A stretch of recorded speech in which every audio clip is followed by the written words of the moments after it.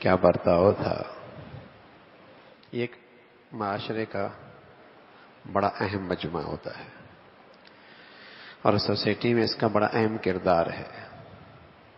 بلکہ مادی زندگی میں مال تو روح کی حیثیت رکھتا ہے، اور اسلام نے بھی اس نعمت کا انکار نہیں کیا، اس کی اہمیت کا انکار نہیں کیا. اللہ کے نبی نے دو لوگوں کے بارے میں فرمایا، اگر تم کسی پہ رش کرنا چاہو نا تو ان دونوں میں سے کسی ایک پہ رش کرو کہ کاش کہ میں بھی ایسا ہوتا.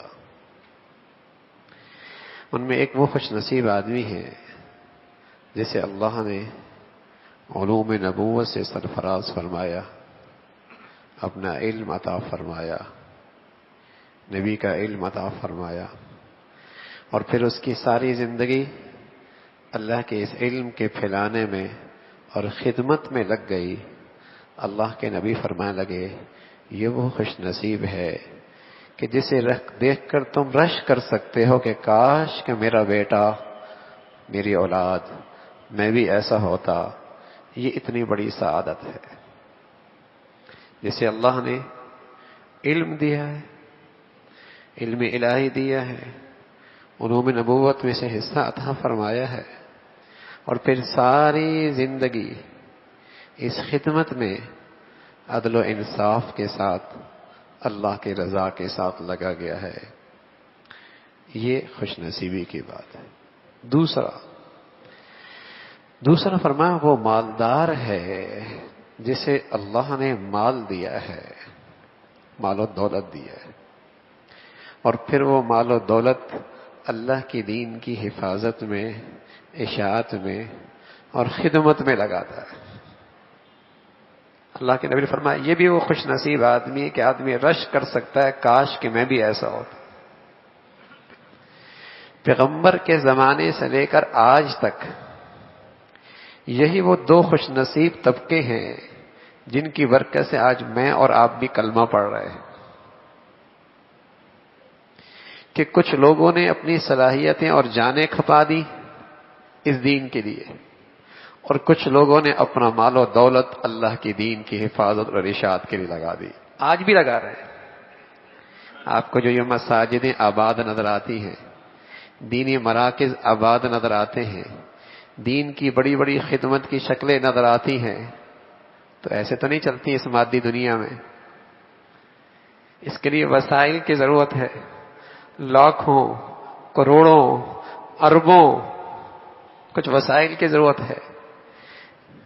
کون کرتا ہے یہ وہ خوش نصیب لوگ کرتے ہیں جن کی دولت کو اللہ نے قبول فرمایا ہوتا ہے، اور وہ خوش نصیب زندگیاں ہوتی ہیں جن کی زندگیاں صرف اور صرف اللہ کے دین کے لیے وقف ہوتی ہیں، جس کی برکت سے آج میرے بچے بھی، ہمارے گھروں کے اندر بھی کلمہ ہے، قرآن ہے، نماز ہے، روزہ ہے، دین کی اشعار زندہ ہیں. اس کے پیچھے انہی دو طبقوں کی نبی کے زمانے سے لے کر آج تک قربانیاں ہیں.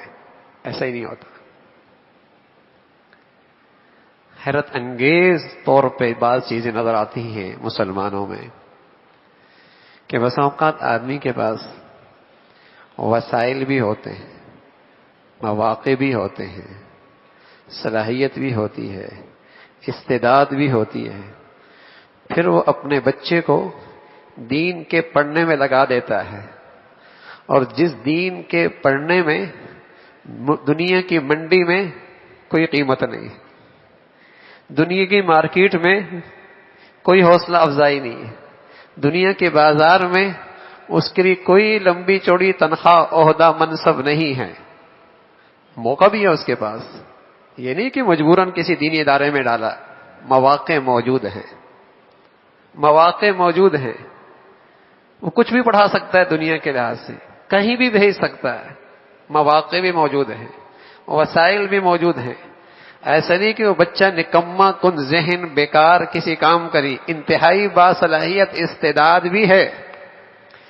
پھر 10 سے 12 سال دینی ادارے میں بھیجتا ہے، جہاں سے نکلنے کے بعد میں عرض کر رہا ہوں بظاہر منڈی میں، مارکیٹ میں، سوسائٹی میں اس کے لیے کوئی عہدہ، کوئی منصب، کوئی پیسہ، کوئی دولت کا کوئی نقشہ نہیں ہے۔ آسان نہیں ہے بھائی، آسان نہیں ہے۔ اپنے پیاروں کو اور اپنے لاڈلوں کو اور اپنے جگر گوشوں کو یوں پیش کر دینا آسان نہیں ہے، لیکن نبوت کی زبان کی بات پہ یقین ہے کہ یہ بڑا خوش نصیبی کا راستہ ہے، یہ بڑی سعادت کا راستہ ہے۔ میرا نبی نے اس پہ رش کیا ہے، اور 12-13 سال لگانے کے بعد پھر کیا ہے، اسے پتا ہے میں جس راستے کا انتخاب کرنے لگا ہوں اس راستے میں خوشحالی نہیں ہے، فراوانی نہیں ہے، آؤ بھگت نہیں ہے، طنز بھی ہے، تنقید بھی ہے، حالات بھی ہیں، اور روکھا سوکھا اور سادہ زندگی بھی ہے، اور اس پتہ ہے اسے۔ لیکن پھر بھی پوری زندگی اس پہ لگا دینا، میرے عزیزو، دنیا میں ایک خوش نصیب طبقہ تو یہ ہے جو صرف اللہ کے دین کو زندہ کرنے کے لیے اپنی زندگیاں، اپنی اولادیں وقف کر رہا ہے، اور ایک طرف دوسری طرف وہ خوش نصیب مسلمان ہیں جن کی دولت، جن کا سرمایہ، جن کا مال، سبحان اللہ، دین کی حفاظت میں، دین کی اشاعت میں اور دین کے کاموں میں ایسا لگ رہا ہوتا ہے کہ رشک آتا ہے، رشک آتا ہے، رشک آتا ہے۔ ایک صاحب میرے پاس آئے، بیچارہ دوسری دنیا کا آدمی تھا، جس نے زندگی بھر کبھی 5,000 روپے بھی دین کے لیے نہ دیے ہوں، تو فوراً اس نے سوال کیا کہ یہ اتنا بڑا سلسلہ دینی کاموں کا یہ کیسے ہوتا ہے، پیسہ کہاں سے آتا ہے؟ تو میں نے اس سے کہا جی جس آدمی نے ساری زندگی دین کے لیے 5,000 نہ دیے ہوں، اسے میں کیسے بتاؤں کہ کوئی آدمی 5 کروڑ بھی دے سکتا ہے؟ اسے یقین کیسے آئے گا؟ اسے کیسے یقین آئے گا؟ جس کی جیب سے ساری زندگی مسجد کے لیے، دینی ادارے کے لیے، دینی کتب کے لیے، دین پڑھنے والوں کے لیے، دین کی خدمت کرنے والوں کے لیے 5,000 بھی نکلے نہیں نکلے، طنز، تنقید، برائیاں، کمیاں، کمزوریاں ساری زندگی اس کی زبان بولتی رہی، میں اسے کیسے یقین دلاؤں کہ مسلمانوں میں ایسے بھی غیور موجود ہیں، سعادت مند موجود ہیں، دور اندیش موجود ہیں، دین کی بصیرت رکھنے والے موجود ہیں جو 5,000 نہیں، 5 لاکھ نہیں، 500 نہیں، 5 لاکھ نہیں، 5 کروڑ بھی دیتے ہیں۔ ایسا نہیں ہے، ایسے لوگ بھی ہیں۔ تو ایسا تو نہیں چلتا، ایسے خوش نصیب بھی ہیں۔ آپ کی یہ مسجد چلتی ہے، کبھی اعلان ہوا چندے کا، کبھی آواز آئی؟ تو ایسے تو نہیں چلتا، خوش نصیب لوگ ہیں۔ میں ایک بتا رہا ہوں آپ کو، ایک، اور ہم تو اپنی آنکھوں سے اللہ کی قدرت کا عجیب مناظر دیکھتے ہیں، واللہ عجیب مناظر دیکھتے ہیں۔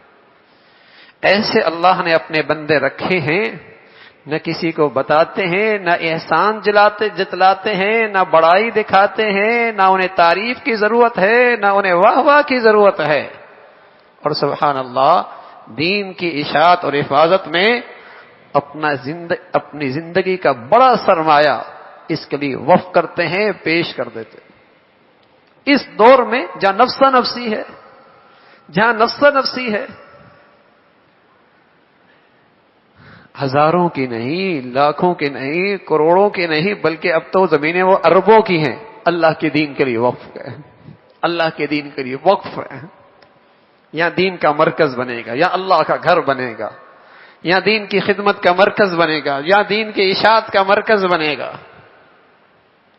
تو 2 طبقے ایسے خوش نصیب ہیں جن کی بدولت میں عرض کر رہا ہوں آج میں اور آپ بھی مسلمان ہیں، جس کی بدولت میں اور آج ہم مسلمان ہیں۔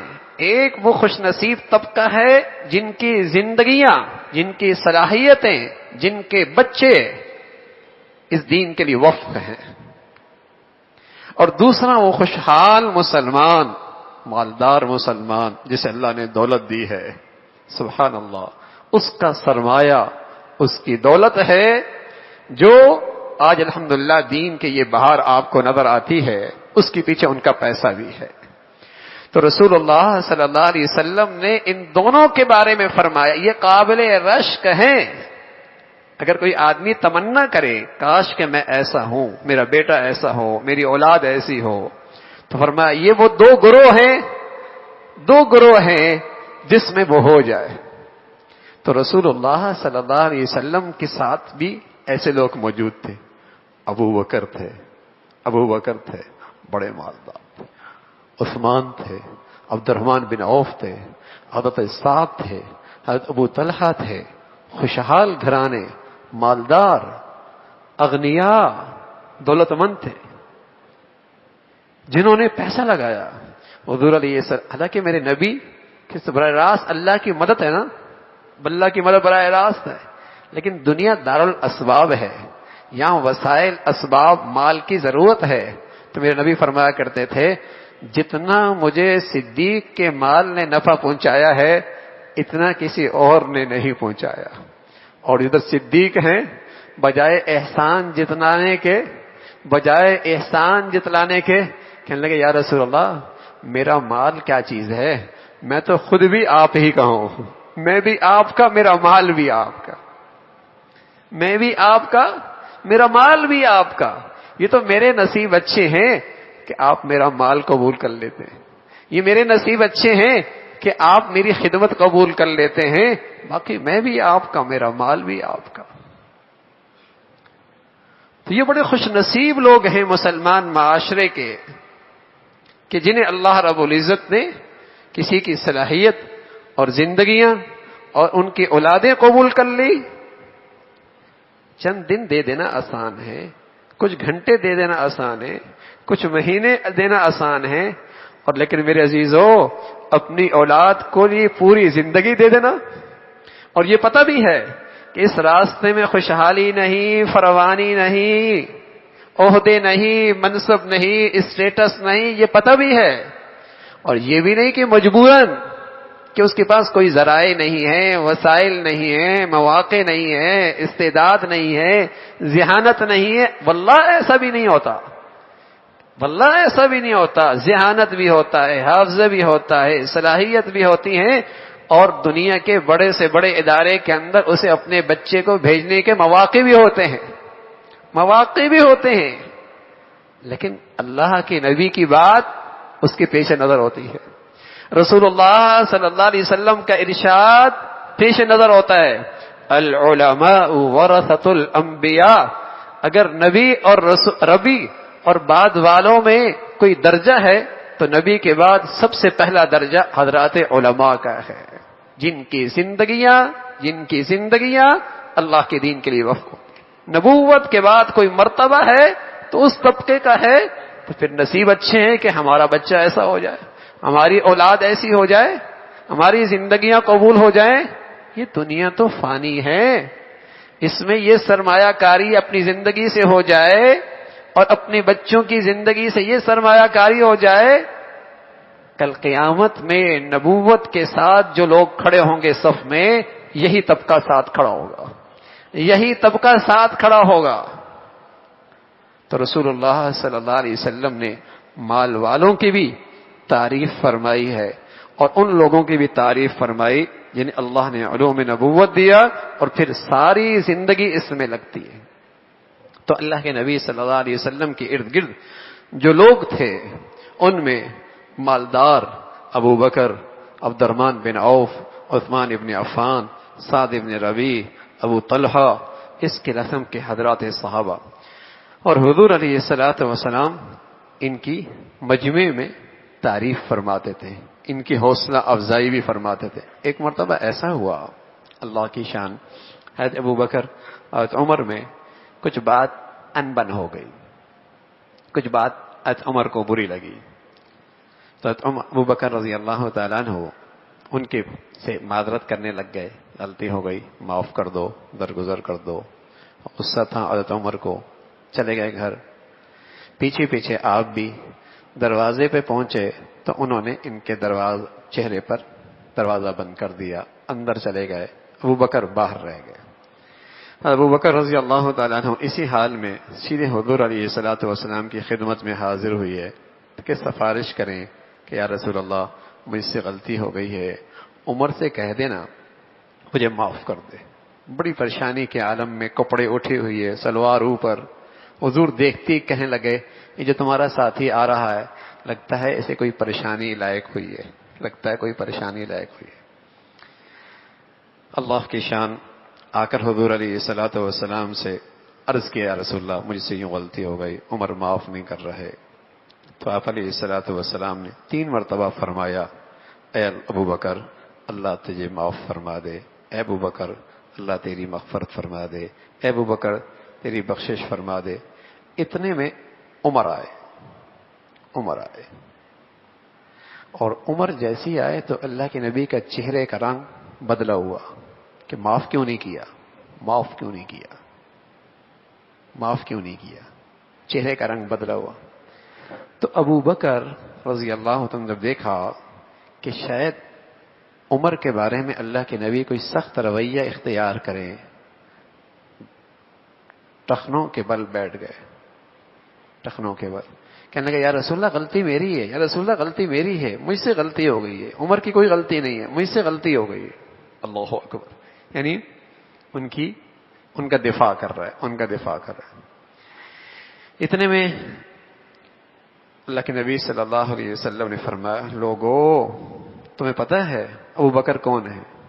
ساری دنیا مجھے جھٹلا رہی تھی، ایک ابو بکر تھے جو میری تصدیق کر رہے تھے، ایک یہ تھے جو میری تصدیق کر رہے تھے، اور اس نے اپنا مال بھی مجھے سارا پیش کر دیا اور اپنی جان بھی مجھے پیش کر دی، کیا تم میرے ساتھی کو تکلیف دو گے؟ کیا تم میرے ساتھی کو تکلیف دو گے؟ صحابہ فرمانے لگے یہ دن تھا پھر ہمارے کانوں نے کبھی نہیں سنا کہ کسی نے ابو بکر کو بھی تکلیف دی ہو، ہاں کہ یہ وہ ابو بکر ہیں کہ ساری دنیا مجھے جھٹلا رہی تھی، یہ کھڑے ہوئی ہے جنہوں نے میری تصدیق کی ہے، اپنا سارا مال بھی پیش کر دیا، اپنی جان بھی میرے قدموں میں رکھ دی۔ مجھے سب سے زیادہ میرے دین کو جو حوصلہ ملا، میرے لیے جو حوصلے کا باعث بنے، یہ ابو بکر کی زندگی ہے، اس کا مال ہے، یہ میرے لیے حوصلے کا باعث بنا۔ تو صحابی فرمانے لگے پھر ہم نے کبھی نہیں سنا کہ ابو بکر کو کسی سے تکلیف پہنچی ہو۔ ابو ہریرہ فرمایا کرتے تھے رسول اللہ صلی اللہ علیہ وسلم نے فرمایا اتنا نفع مجھے کسی کے مال نے نہیں پہنچایا جتنا میرے صدیق کے مال نے نفع پہنچایا ہے، جتنا مال ہے۔ تبوک کا موقع تھا، تبوک کا، اللہ کے نبی صلی اللہ علیہ وسلم ممبر پہ بیٹھے ہوئے اور اسلام کے لیے وسائل کا اعلان کر رہے، اسلام کی حفاظت کے لیے، اشاعت کے لیے ممبر پہ۔ تو وہ عمر آئے اور بڑے خوشی خوشی آئے کہ ہمیشہ ابو بکر ہیں، ہم سے آگے ہی بڑھ جاتے ہیں، آج میرے ہاں خوشحالی زیادہ ہے، آج خرچ کرنے میں صدیق سے آگے بڑھ جاؤں گا۔ سبحان اللہ، ان کے ہاں بڑھنے کا انداز کیا تھا کہ نیکیوں میں خرچ کرنے میں بڑھ جاؤں۔ ہمارے ہاں تو اسٹیٹس میں بڑھنے کا بیماری ہے نا، میری گاڑی ہو جائے، میری گھڑی ہو جائے، میرے بیٹے کا فنکشن ایسا ہو جائے، میری بیٹی کا جوڑا ایسا ہو جائے، ہاں میری دعوت ایسی ہو جائے، ہمارے ہاں تو بدقسمتی سے یہ اسٹیٹس کی بیماری ہے نا، ریا، نام و نمود، دکھلاوا، لاکھوں کروڑوں اسراف، اللہ کی نافرمانی بھی، مال کی نعمت کا ضیاع بھی، اللہ کی نافرمانی بھی، دولت کی نعمت کا ضیاع بھی۔ اللہ دولت بھی دے، عقل و دانش بھی دے، سمجھ بوجھ بھی دے، بصیرت بھی دے، آگے بڑھ گئے۔ آدھا مال عمر لے کے آ گئے رضی اللہ تعالیٰ، آدھا مال۔ صدیق اکبر رضی اللہ تعالیٰ عنہ آئے، اپنا سب کچھ لے کے آ گئے، سب کچھ۔ اللہ کے نبی نے پوچھا عمر کتنا لائے گا؟ یا رسول اللہ آدھا لے کے آیا ہوں، آدھا چھوڑ کے آؤں۔ آدھا بھی کوئی کم نہیں ہوتا میاں، ہم تو 100واں حصہ بھی دے دیں بڑی بات ہے۔ زکوٰۃ بڑی مشکل سے نکلتی ہے، صدقہ تو چھوڑ دیجئے، ہاں صدقہ خیرات تو چھوڑ دیجئے، ہاں 100واں حصہ بھی دے دیں بڑی بات ہے۔ آدھا، کل مالیت کا آدھا۔ ابو بکر آئے کہ یا رسول اللہ، اللہ کے رسول تم کیا لائے؟ کہ یا رسول اللہ سب کچھ لے کے آ گیا ہوں، گھر میں فرمایا اللہ اور اللہ کا رسول کا نام. اچھا اللہ کے نبی سب کا یوں قبول بھی نہیں کرتے کہ پتہ نہیں بعد میں پریشان نہ ہو جائیں، لیکن یہ صدیق کا ہی ایمان ہے کہ اللہ کے نبی ان کا سبھی قبول فرما رہا ہے. پتہ ہے اس صدیق کے لیے مسئلہ کوئی نہیں، یہ استقامت کا مظاہرہ کریں گے، ورنہ ہر ایک کا سارا قبول بھی نہیں کرتے تھے. لیکن صدیق ہی کا ایمان ہے، آپ ہی پر اعتماد تھا کہ انہیں کبھی شکوہ شکایت نہیں ہونی، آپ نے سب قبول کر لیا. عمر فرمانے لگے میں نے طے کر لیا کہ صدیق سے میں کبھی آگے نہیں بڑھ سکتا، ان سے میں کبھی آگے نہیں بڑھ سکتا. تجھے اللہ کے نبی صلی اللہ علیہ وسلم ان کی اس انداز سے ان کے لیے خوشخبری، ان کی حوصلہ افزائی. عبدالرحمن بن سمرہ فرمانے لگے حضرت عثمان ابن عفان آئے رضی اللہ تعالیٰ عنہ اور 1000 دینار سونے کے لے کے آئے. 1000 دینار تو کپڑوں کے اندر. تو فصبها فی حجر النبی صلی اللہ علیہ وسلم، انہوں نے حضور کی جھولی میں ڈال دی. فیقلبها النبی صلی اللہ علیہ وسلم فجعل النبی صلی اللہ علیہ وسلم یقلبها بیدی، آپ اس کو یوں یوں اچھال رہے، دینار کو یوں یوں اچھال رہے اور ساتھ کہہ رہے ما ضر ابن عفان عمل بعد اليوم، اے عثمان آج کے بعد تیرا کوئی عمل تجھے نقصان نہیں پہنچائے گا. کیا مطلب؟ تجھے اللہ کی ایسی قبولیت نصیب ہوئی ہے اور اللہ کی تجھے ایسی رضا اور قرب نصیب ہوا ہے، اب تیرے اعضاء اور جوارح سے وہ ہو گئی نہیں جس سے تیرا اللہ ناراض ہو. مالدار آدمی ہے عثمان غنی غنا لقب پڑ گیا، راہ خدا میں خرچ کرنے کے لیے آ رہا ہے، اللہ کے نبی یوں ہاتھ کر رہا ہے اور فرمایا عثمان آج کے بعد تجھے کوئی عمل نقصان نہیں دے گا، تیرا اللہ تیرے ساتھ ایسا ہو گیا ہے، تیرا اللہ تیرے ساتھ ایسا ہو گیا ہے، تیرے اعضاء اور جوارح سے وہ ہو گئی نہیں جو تجھے نقصان پہنچائے. دولت مند، دولت بری بات نہیں ہے، نعمت اللہ کی، لیکن خرچ کہاں کرنی ہے، خرچ کہاں کرنی ہے. تو حضور علیہ الصلوۃ والسلام نے ایسے مال والوں کی یوں حوصلہ افزائی فرمائی، یوں ان کی تعریف فرمائی، یوں ان کے بشارتیں نصیب فرمائی. اللہ رب العزت ہماری زندگیاں بھی اپنے دین کے لیے قبول فرما لے.